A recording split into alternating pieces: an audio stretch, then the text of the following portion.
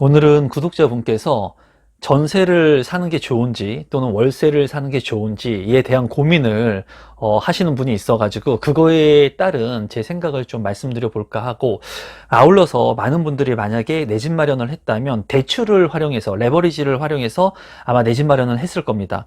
그랬을 때 이 대출을 갚는 게 좋은 것인지, 아니면 대출을 유지하면서 내가 일부 목돈을 유지하고 있는 것이 좋은 것이에 대한 부분도 한번 말씀드려 보도록 하겠습니다. 임성배 TV. 보동과 덴데크. 우선 많은 분들이 고민을 하실 것 같아요. 전세나 월세 또는 대출금을 갚아야 되는지 말아야 되는지. 이 부분에 대해서 일단 결론적으로 말씀을 드리면 각 사안 처항에 따라서 틀려집니다. 이런 부분들은 당연한 것이죠. 사람들의 개별성, 특수성, 상황이 다 틀리기 때문인데요. 제가 이제 겪었던 경험, 그리고 제가 생각하는 것들을 여러분들한테 말씀드리면, 일단은 이 분께서 너무나 어려운 상황에 지금 처해 있는데 전세를 살아야 되는지 아니면 월세를 살아야 되는지 이제 고민을 많이 하시고 계신 부분에서 저한테 이제 메일을 보내주셨습니다. 이 부분을 보면서 아마 이런 유사 사례들, 힘든 분들 또는 전세와 월세에서 좀 저울질을 하거나 고민을 하시는 분들이 아마 많이 계실 거라고 생각이 들고, 저도 그랬던 때가 있었거든요.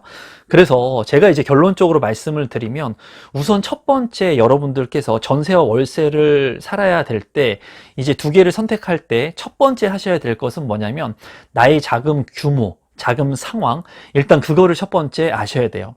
그 자금의 규모와 상황을 첫 번째 알아야 되고, 그리고 두 번째는 내가 앞으로 투자할 수 있는 그러한 투자 방향 또는 투자 목표, 내 집 마련의 목표, 방향성들이 있는지를 좀 보실 필요성이 있습니다. 이 부분에 대해서 말씀을 드리면, 만약에 내가 6천만 원밖에 없다는 거예요. 6천만 원. 이 6천만 원이 전 재산이에요. 이제 사람은 누구나 집에서 의식주의 기본 생활을 해야 되기 때문에 내가 살아야 될 집이 있어야 된다는 거죠. 근데 이 6천만 원을 가지고 내가 전세로 살아야 될지 월세로 살면서 이 6천만 원이라고 하는 목돈을 내가 가지고 있는 게 좋을지 선택의 기로에 있을 수 있습니다. 이때 여러분들께서 하셔야 될 것은 내가 가용할 수 있는 자금을 얼마나 만들 수 있는지를 우선 체크를 해 보셔야 돼요. 이 얘기는 뭐냐면, 만약에 6천만 원을 다 전세금으로 썼다는 거예요. 전세로 내가 뭐 빌라나 아파트에 6천만 원 전세금을 계약을 했을 때 나한테는 이제 6천만 원이라고 하는 내 자본이 없어집니다. 물론 홀딩이 시켜져 있다는 거죠. 그랬을 때 다른 내가 아파트 청약을 통해서 당첨이 되거나 갑자기 급전이 필요한 줍줍이라고 하는 무주택자들만 청약 신청을 할 수 있는 그런 계약금이 갑자기 필요한 경우가 있겠죠. 5억짜리 아파트가 만약에 청약 신청해서 당첨이 되면 10%라고 예를 들었을 때 계약금 10%인 5천만 원이 필요할 거예요. 그러면은 그 돈을 내가 당장 필요한데 이 6천만 원이라고 하는 돈을 내가 만약에 가지고 있었더라면 계약금으로 쓸 수가 있었겠죠. 하지만 이 6천만 원이 전세금으로 묶여 있거나 아니면 내가 활용할 수 없는 돈이라면은 좋은 기회가 왔을 때 내 집 마련을 할 수 있는 기회, 투자를 할 수 있는 기회를 날려버릴 수 있다는 거예요.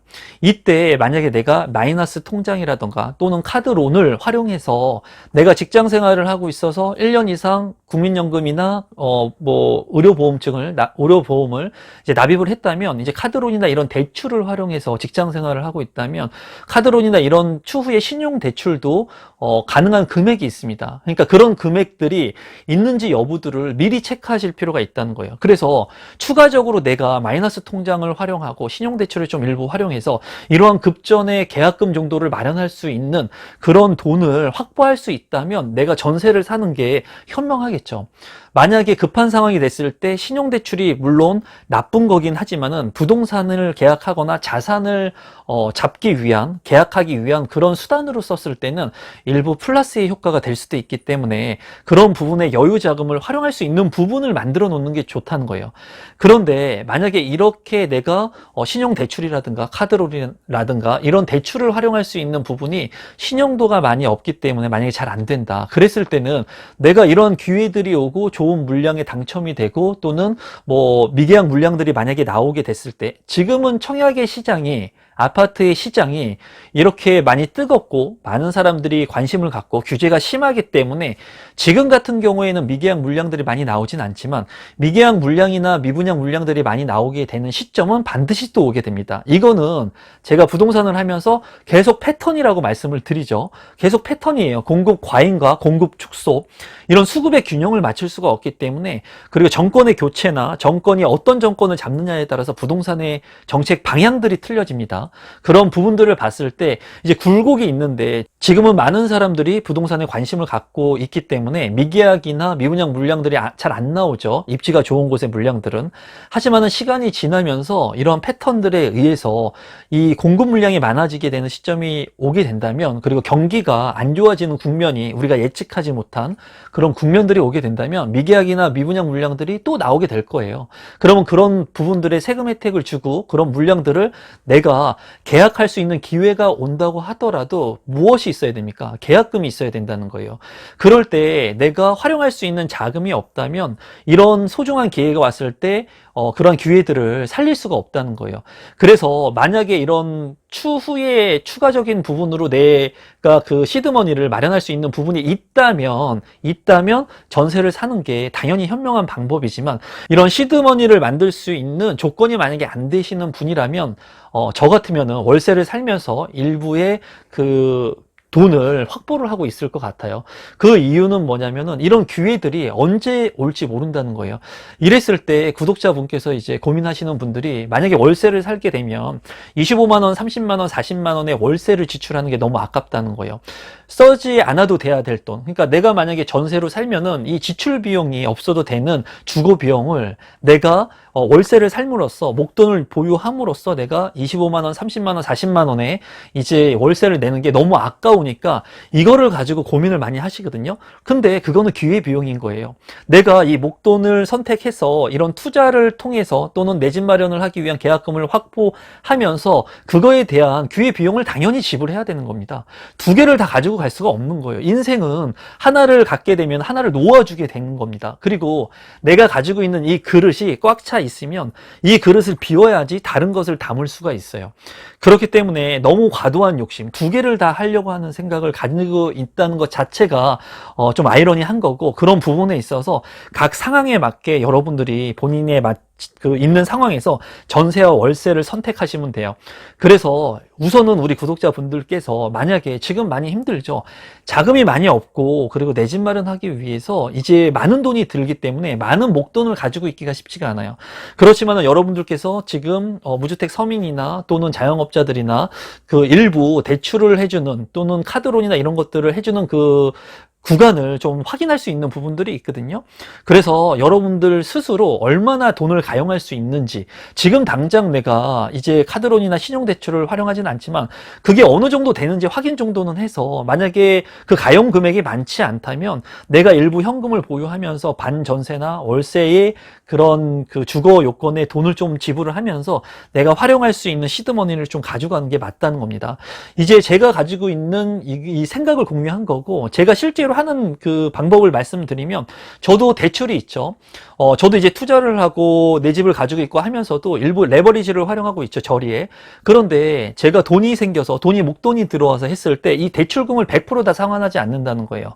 왜냐면 내가 예를 들어서 뭐 1억의 돈이 들어왔을 때 이 1억의 돈을 가지고 대출금을 다 상환하는 게 아니라 일부 상환하기는 하지만 그래도 시드머니를 보유하고 있으려고 한다는 거예요. 왜냐면 내가 또 다른 기회들이 왔을 때 이 계약금을 쓸 수 있는 돈, 현금, 또는 저 역시도 카드론이나 또는 마이너스나 이렇게 추가적으로 돈을 얼마나 확보할 수 있는지를 제가 체크를 하고 있다는 거예요.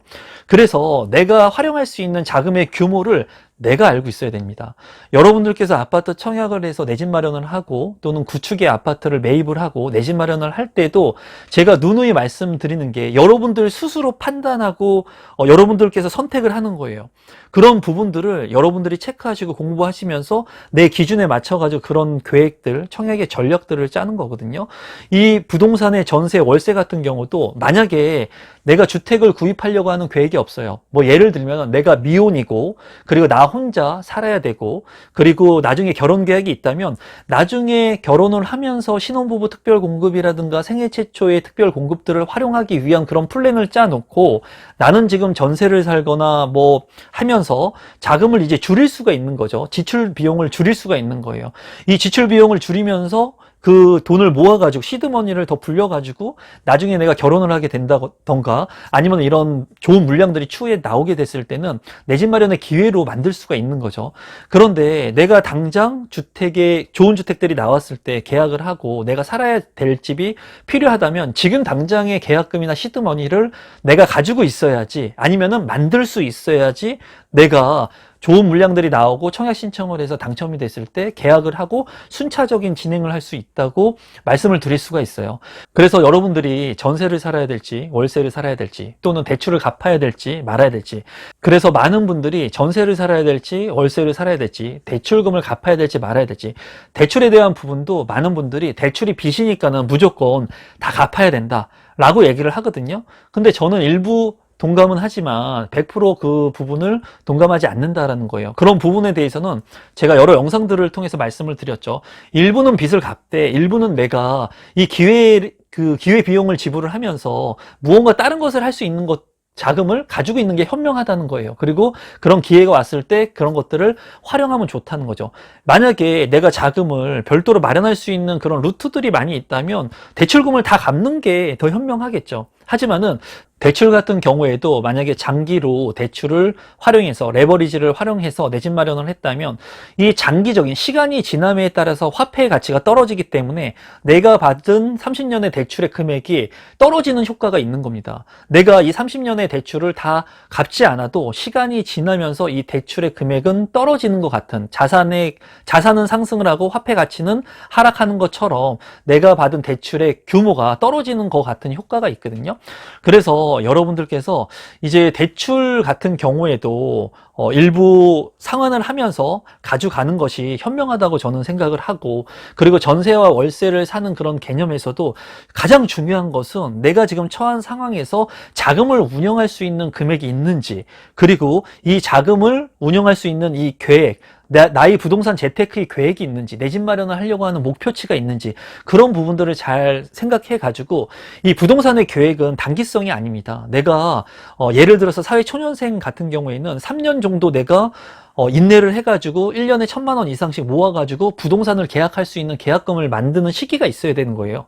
그 돈을 모으고 난 다음에 내가 가지고 있는 그러한 청약의 점수들, 또는 내가 가지고 있는 부동산의 지식들, 그리고 내가 처한 청약에 대한 그런 전략들을 활용해가지고, 또는 구축에 대한 입지를 보는 눈을 키워가지고 내가 이 시드머니를 가지고 내 집 마련을 하는데 첫 번째의 그 모든 것을 쏟아서 집중해야 돼요. 그래서 30대 때에 내 집 마련을 하게 된다면 그 40대, 50대가 됐을 때는 부동산의 재테크의 마인드도 더 넓게 보는 시야를 가질 수가 있고, 그리고 자산의 규모도 빠르게 증식될 수 있기 때문에 앞으로의 40대, 50대, 60대의 삶이 더 윤택해질 수가 있습니다.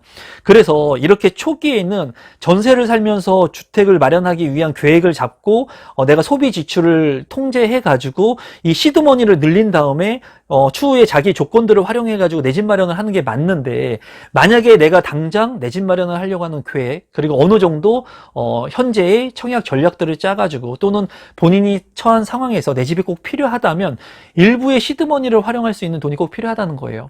그래서 우리 구독자분들께서는 이제 이런 고민들을 많이 하거든요. 근데 이런 고민을 왜 많이 하느냐, 이제 소비 지출에 대한 통제 때문에 그래요. 전세를 살면은 나가지 않아야 될 돈이 월세를 살면은 일정 부분의 지출이 계속 나가게 된다는 거죠.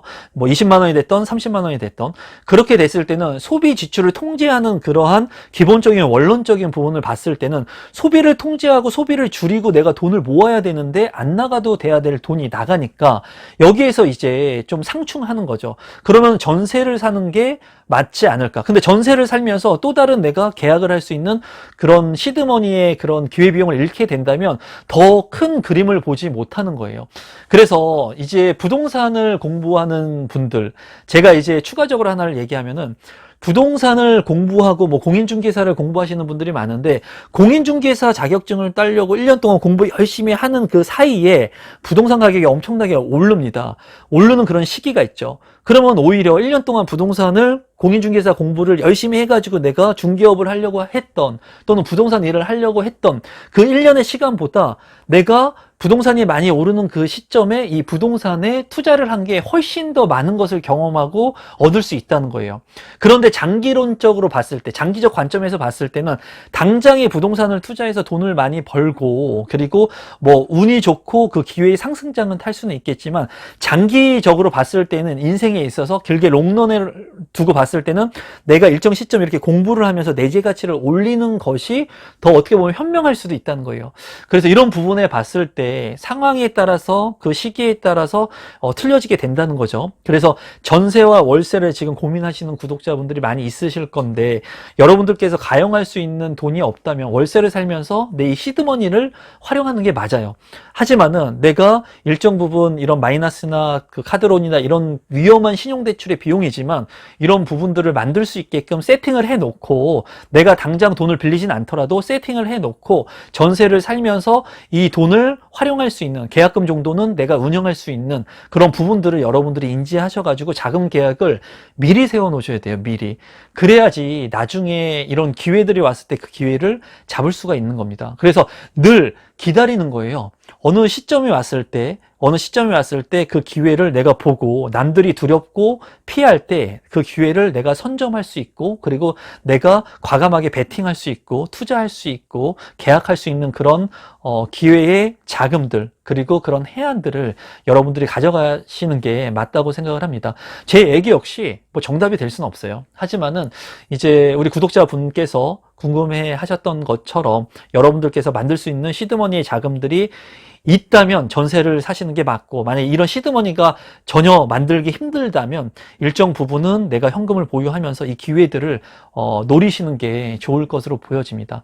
그리고 지금 현재 그 부동산의 시장이 많이 올랐죠. 서울의 아파트 가격도 이제 중위 가격이 11억을 넘어간다고 합니다. 그리고 수도권도 굉장히 큰 폭으로 주택 가격이 올랐거든요. 하지만 그런 부분들에 있어서 여러분들께서 너무 비관적인 생각을 하기보다는 긍정적인 생각하시면서 기회는 늘 오거든요. 그 기회를 잡기 위해서 여러분들 스스로 현재에서 할 수 있는 그런 상황들의 일들이 무엇인지 그리고 내가 어느 정도의 자금을 마련할 수 있는지 그리고 그 자금으로 어떠한 주택에 내 집 마련을 할 수 있는지에 대한 부분들을 여러분들 스스로 잘 체크해 나가시면서 안정적인 부동산 재테크를 할 수 있도록 여러분들께서 좀 공부하시고 그리고 준비하시고 기회를 잡기 위해서 노력하시면 그 기회를 반드시 잡을 수 있을 거라고 생각합니다. 오늘도 마지막까지 제 영상 시청해 주셔서 감사드리고 오늘 영상은 이것으로 마무리 짓도록 하겠습니다. 감사합니다.